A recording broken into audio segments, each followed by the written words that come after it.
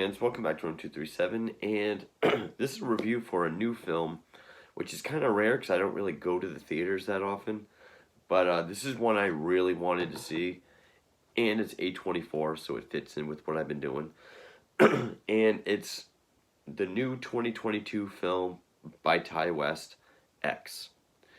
Now, Ty West is, I don't know if you call him an auteur, but a lot of his films have a very distinct style. There's something he's going for. The only other one I've seen, well, actually, I've seen two. The Innkeepers, I don't really remember that well, but his film House of the Devil, which I have reviewed, I highly, highly praised. This was meant to look like an early 80s kind of haunted house cult film. Very good job with that. Whereas this is meant to look and feel like a 70s slasher film, slasher exploitation film, which is kind of fitting that I still have my It's Only a Movie shirt on. And like House of the Devil, this movie's a blast. I mean, this one was more of a visual experience. This one was balls to the wall fun. I mean, this... It really did feel a lot of times like a slasher from the 70s. The influence of, Chainsaw Massacre is very evident. I mean, even the fact that our group of characters are in a van and some of the shots within the van, very reminiscent of Chainsaw Massacre. The shots of the house when they pull up to the house and people walking up to it.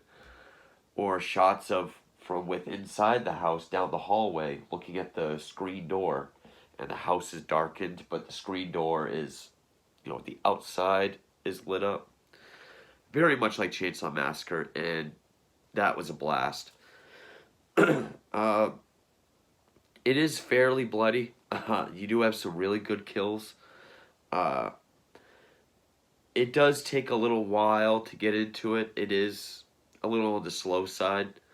I haven't really seen a slasher throwback like this probably since All the Boys Love Mandy Lane, which is a film I really enjoyed. So it was directed, written, and produced by Ty West, who co-edited it with David Kashevaroff, and Elliot Rocket did the editing. Now the editing... you have a lot of 70s style transitions as well, sort of like the comic panel slide transitions. This is about a film crew trying to shoot a home video porno for the rising home video market.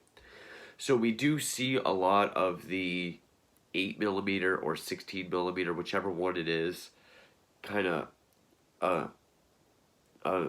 vignette footage. Let me do this right. That we see in their camera, and that looks great. You see all the cracks and pops within their film, which I'm always a sucker for. You hear the constant clicking and rolling of the film when we see that footage. Again, I love stuff like that. Some of the plot did kind of remind me of The Visit, because you basically do have this film crew making this no-budget porno called The Farmer's Daughters, which I think actually is a name of a no-budget exploitation porno film from that time. It does take place in 1979 in Texas. So it really sets the atmosphere of 70s Texas, like Chainsaw Massacre. Kind of like this area that time forgot, which, again, I love. Sets a lot of great atmosphere. So, one of the, a lot of the cast looked familiar. We have Mia Goth as our lead. Maxine Minks is her name. I think she starts out as like an exotic dancer, gonna become a porn star. Jenna Ortega, who I think is the they call her Church Mouse. She's like the boom operator girl, whose boyfriend is the director. Brittany Snow, who is sort of the star of the film, their pornographic film. And Scott Mescudi, if I pronounced that correctly, plays Jackson Hole. He's the star of The Farmer's Daughters. And Owen Campbell plays RJ, who's like the director, who really reminded me of the hippie guy for the Evil Dead remake, and Jared Leto. But also Maxine's boyfriend, Wayne, played by Martin Henderson. He booked like a weekend at this guest house of this elderly couple out in the middle of nowhere. So they're going to film this porno in the guest house, in the barn. And it kind of has vibes like Shyamalan's The Visit, where the old couple is being really creepy and doing some real creepy shit. Obviously much better than The Visit. I have reviewed The Visit. I liked it more than other Shyamalan films, but this is obviously way better. And yeah, for the most part, it's just them doing their film. It hints that the elderly woman named Pearl is super sexually repressed. I'm not going to get into spoilers because this just came out, I think, this week. So I'll save... Even though it's a slasher film, I mean, what spoilers are there? But, you know, you get the idea that she was once a very beautiful woman, hasn't felt beautiful for a very long time. Every time young, beautiful people show up, she becomes aroused, wants her husband to make love to her, which she does try to get him to at one point, but he says his heart is too weak and can't take it. And one by one, this group of people are killed. And you do have some really good bloody kills. It's not over the top. One other thing that reminded me of Chainsaw Massacre was when they're on the way to this place. There's not a dead armadillo in the road, but there is a cow that was hit by a truck and the guts are everywhere. Now, some of these deaths, I would say one is, it's not that it's off screen, but it's with a shotgun and you don't really see it. One is with an alligator, so it's kind of like Tobe Hooper's Eaten Alive. My favorite death, without saying who it is the first one that we see. It's the most stylish. It's beautifully shot. I mean, stabbed outside in front of the van with the, you know, every time he stabbed, blood, we see spurts on the headlights and it just creates this red lighting with Don't Fear the Reaper in the background. It does have a good 70s classic rock soundtrack, which is awesome. But then, you know, the old lady sort of gets up and does like this sort of ballet dance within the red light. And it's shot beautifully. There's also themes of conservatism and religious views of sex. There's, throughout the film, there's this televangelist that the old couple will play that I guess kind of goes along with what's happening in the film. But that's basically the movie. And yeah, the movie does do this one modern horror trope that I can't stand, which is it opens up with the aftermath of this killing spree with the cops, and then we cut and it says 24 hours earlier and we work our way forward. We didn't really need that. It doesn't give away too much, you know, it doesn't say who the survivor is or anything like that. It doesn't really give anything away, but still, it's just kind of a trope that I'm tired of. That's really the only negative that I can give this film, and even then, it's kind of a nitpick. uh, Even within the slower part of the film, like the first half, there are some good creepy moments, like when we see the lead shooting her scene with the star, the Jackson Hole guy. The elder lady is watching through the window of the barn, and the music gets really ominous and dark, and she starts to see herself in that position having sex with the star. uh, but yeah, then they're killed off one by one. I will say it's mostly the old lady that's doing the killing because I think she's driven by her sexual repression. Also, there was another scene that was more depressing than anything, but the way the music was, which is the boom operator, who they call Church Mouse because she's kind of a prude, wants to shed that reputation and have a scene in the film. They all back her up, so they make the Jared Leto looking guy shoot it, and it's all kind of slow motion, then putting her makeup on, and the guy coming in the room, him being handed the camera, and then through the reflection of the lens, we kind of see the scene start to happen with the dark, ominous music, and it is good build up. uh, but yeah, other than really saying who gets killed and how, it's really spoiler territory. But this movie's very fun. I really enjoyed it.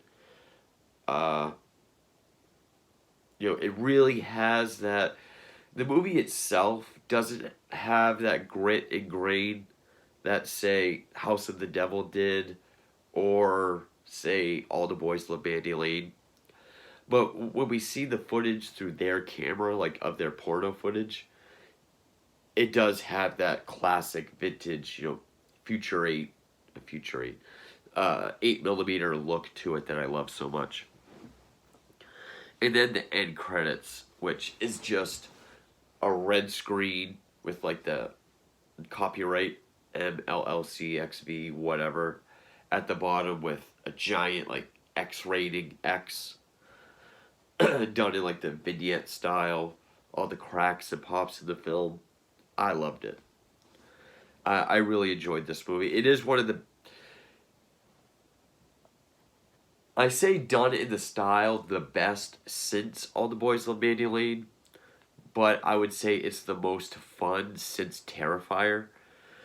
Excuse me, which was also kind of made out to look like a 70s kind of exploitation slasher film as well. I would say I like Terrifier more, but this was still a really good A24. It didn't have as much of an artsy kind of feel or approach, like they were really trying to say something other than just the kind of having this backdrop of religious and conservative background put to this group of young people trying to make a pornographic film. But that first kill where all the stabs leads to blood spraying on the headlights and that lighting up the driveway in red, that was my favorite kill. There are a couple over the top scenes with shotguns that you would see in like a Tarantino film where like someone either gets blasted yards away or whoever fires it gets blasted back yards away. But uh, also but those scenes were okay, even though they were a little over the top. I think part of it is supposed to be. Also, which brings me to the point of the elderly couple's makeup, which you can tell who the elderly woman is. I won't say who it is, but as far as who the actress is, but you can tell it's makeup. And I know people will say the makeup was obvious. You could tell it wasn't a real old couple. I think that's intentional. I don't think it's supposed to look Oscar worthy. I think it's supposed to look like the kind of low budget movie that would have low budget makeup. Obviously, it's done a little bit better than that, but I think that's kind of the appeal or what they were going for. I think it's supposed to look like makeup because it's supposed to look like a low budget exploitation film. But I thought the elderly couple, they were decent villains. I will say this was probably the easiest I've ever seen slasher killers be stopped without without giving too much away. It was the easiest I've ever seen slasher villains be stopped. But yeah, the editing, the cinematography, especially a lot of the interior shots, especially looking down like a hallway to the outside screen door, the shots within the van, or the shots within the truck at the very end, uh, shots of people walking through the field up to or away from the house. Those are all excellent and very reminiscent of the original Chainsaw Massacre. So, yeah, this really gets the point across of trying to look and feel like a 70s exploitation slasher film. And I loved it. I thought, and my girlfriend and I, we were the only ones in the theater. There was no one else in the entire room. So that made it even better. But I guess I can get into spoilers, even though there really aren't any. You can probably tell who the final girl is. It's really just going over who gets killed and how, and kind of how the final girl gets away. But I definitely recommend this. Keep in mind, yeah, it is kind of slow. It does take a while to get to the killing portion, which is all really pushed towards the back half. But, and also I think the dialogue is intentionally bad. Not just the dialogue within the porno sequences, but also the dialogue just within the film itself. It's not the best, and I think it is supposed to feel, again, I think every aspect is supposed to feel like a 70s film, and I think they really nailed it. So, again, along with the editing and the cinematography, uh, the kills and some of the gore effects, it's not a super gory film, but it does have plenty of blood, especially for like a theatrical release film. Uh, Plenty of suspense, good classic suspense. Like we see a guy walking around barefoot out in the barn, and then the camera just pans down and we see a board with a nail sticking out of it. And of course, we see him walking closer until he steps on it. So good, classic like slasher movie suspense. Definitely recommend it. Certainly the most fun slasher film since Terrifier. But as far as one that's really going out of its painstaking way to look and feel like something from the 70s, I would say it's the best since All the Boys Love Mandy Lane. And I would say this is Ty West's best film since House of the Devil. Which one do I like more? I'm not sure. I would probably say this one is probably more admirable as a film, whereas X is more entertaining and fun. But yeah, highly recommend it. I loved it. I loved every second of it. So with that, I'm going to get into spoilers. So like I said before, spoilers really just say who gets killed and how. I mean, the guy that gets killed first, uh, in front of the van creating the red light, is the director. He was pissed about his girlfriend having the scene, so he gets pissed, wants to flee, but the elderly woman is standing there. She tries to put the moves on him. He's not having it, so she stabs him. You do get Don't Fear the Reaper. It's done in a cool way where when it's showing the murder from inside the van, we hear Don't Fear the Reaper very loudly. but when we get a shot outside where she's actually stabbing him, it's kind of muffled, and then it gets quieter and quieter. We get that ominous sound. And then again, I love when she does that little like ballet dance in front of him. Which at this point, the boob girl realizes that her boyfriend is missing, wants to go look for him. She has Maxine's boyfriend, who's kind of putting this whole thing together, help look for him. So he's walking around in his underwear. He goes out in the barn, and he's the one that steps on the nail. He's crawling around. He looks through these holes in the side of the barn, which we know what's going to happen. This is one of those movies where people do make dumb decisions, and you kind of want to yell at the screen not to do it. And of course, he gets a pitchfork through the holes in the barn right into his eyes.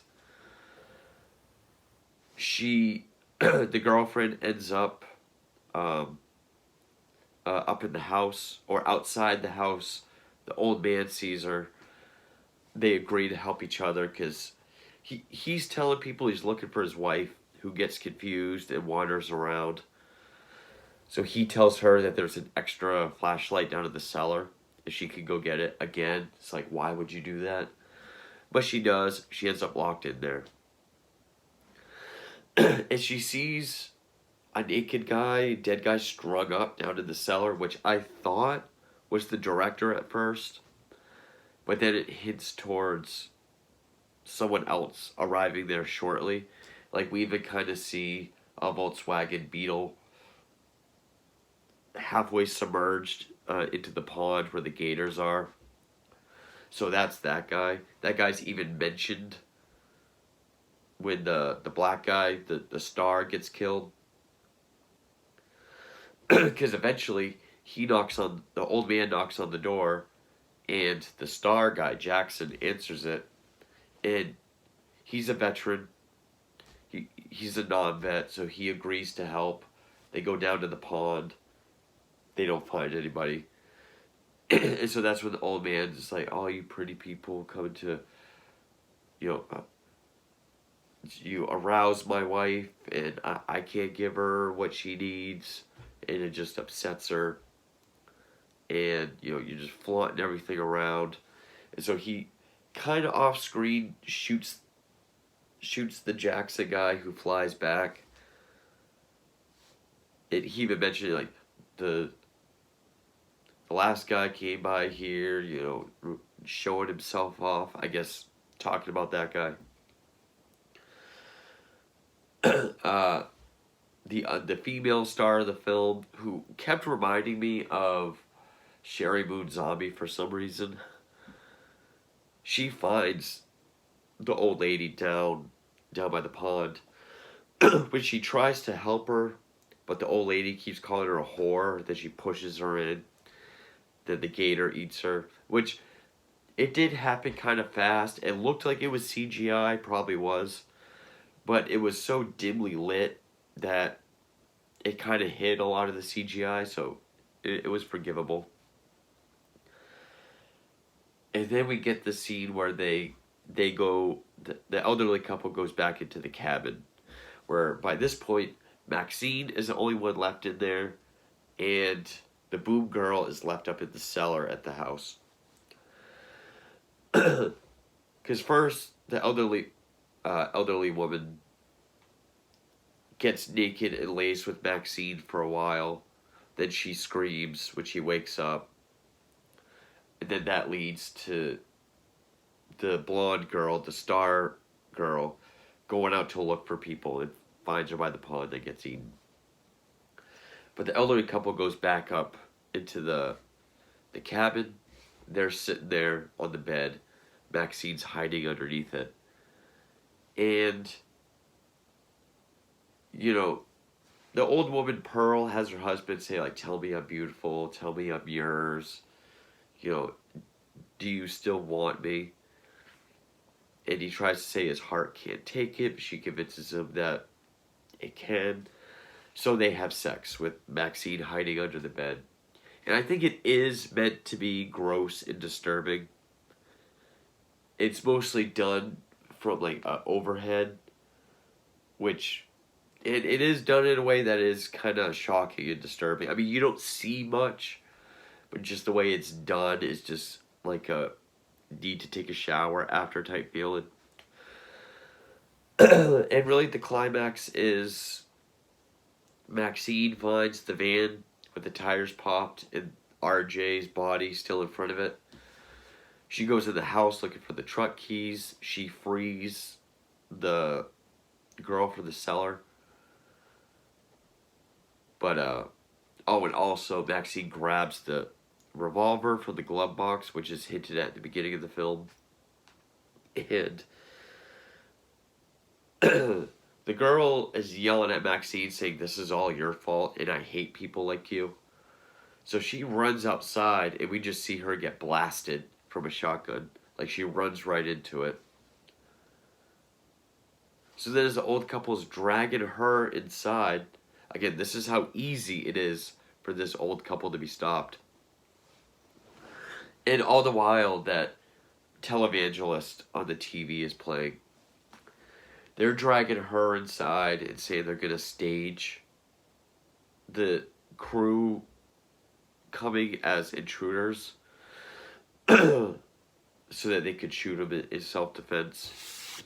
But also they talk about feeding some of them to the gators. But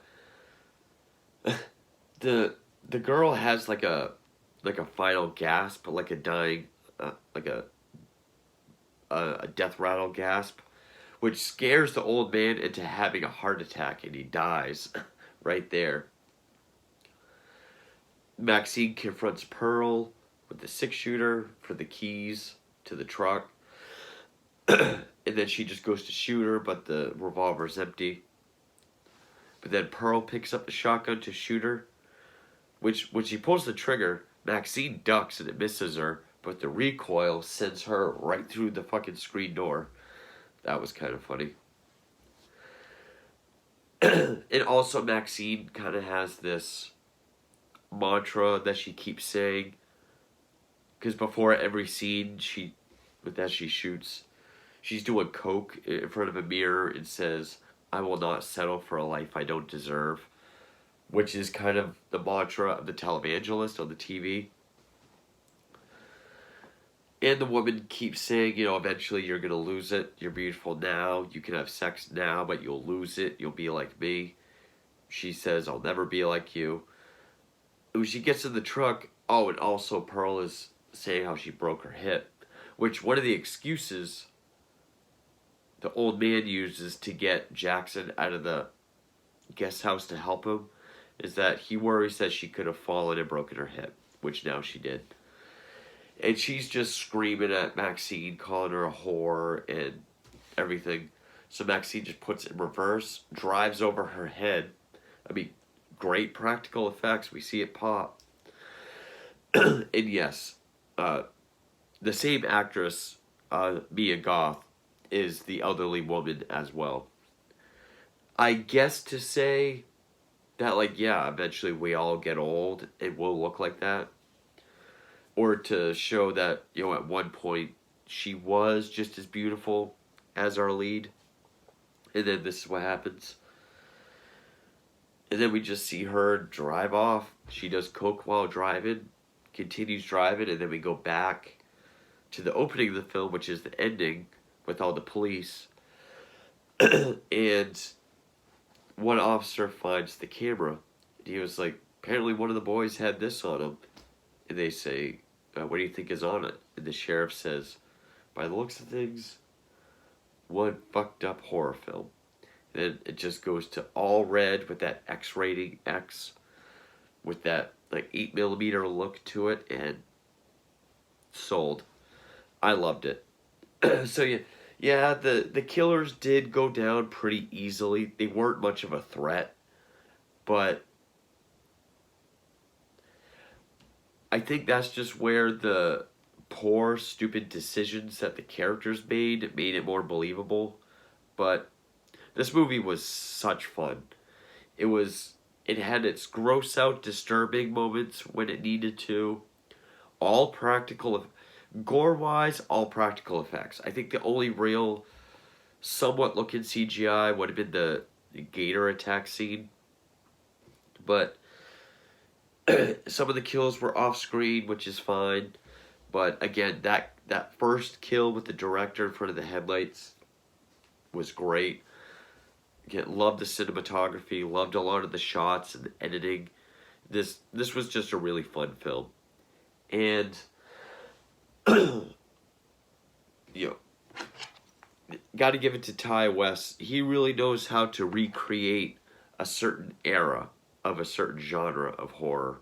And now, anytime he does that, try to recreate a certain era, I'm definitely going to see it. Originally, I only wanted to go see this because I saw it was A24.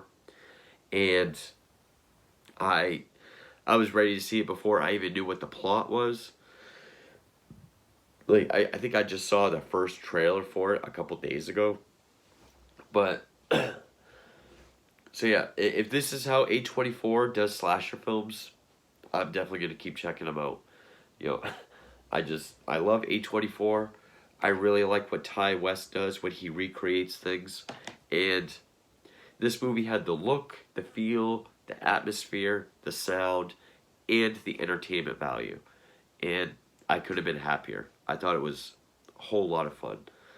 But anyway, that is Ty West 2022 film X. I really enjoyed it, and thank you for watching.